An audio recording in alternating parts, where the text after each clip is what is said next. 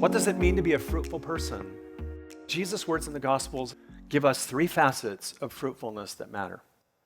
The first facet of fruitfulness is relational intimacy. The second facet of fruitfulness is vocational productivity. And the third facet of fruitfulness is neighborly love. The first facet of fruitfulness, of bearing much fruit, is relational intimacy. Jesus, in the Upper Room Discourse, connects two important words, abiding and fruit-bearing. Because when we abide in him, we have intimacy with him, and when we are intimate with him, we bear fruit for him. If I were to ask you, are you bearing much fruit in your relational intimacy? What would you say? That is a very important question. And one of the ironies for Christian leaders and theologians and pastors and Christian business people is that we teach others about loving Jesus, and often we do not cultivate intimacy with Jesus ourselves. The first facet of fruitfulness that Jesus has in mind is relational intimacy. But the second facet of fruitfulness is vocational productivity.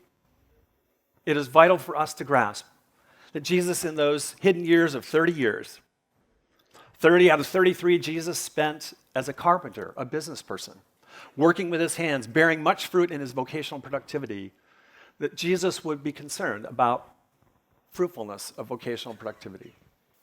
When Jesus looks at your vocational productivity, whether it's paid or unpaid, would he say, well done?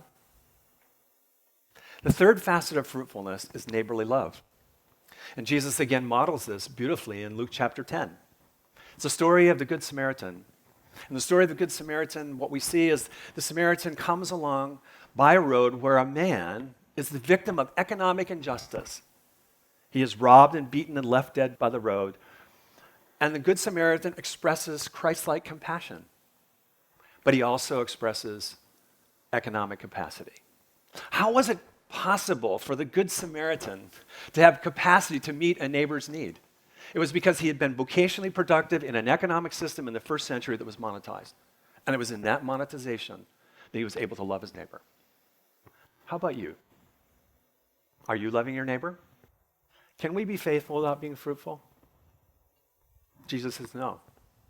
To be faithful, we must be fruitful. Fruitfulness of intimacy, productivity, and neighborly love matter. Thank you.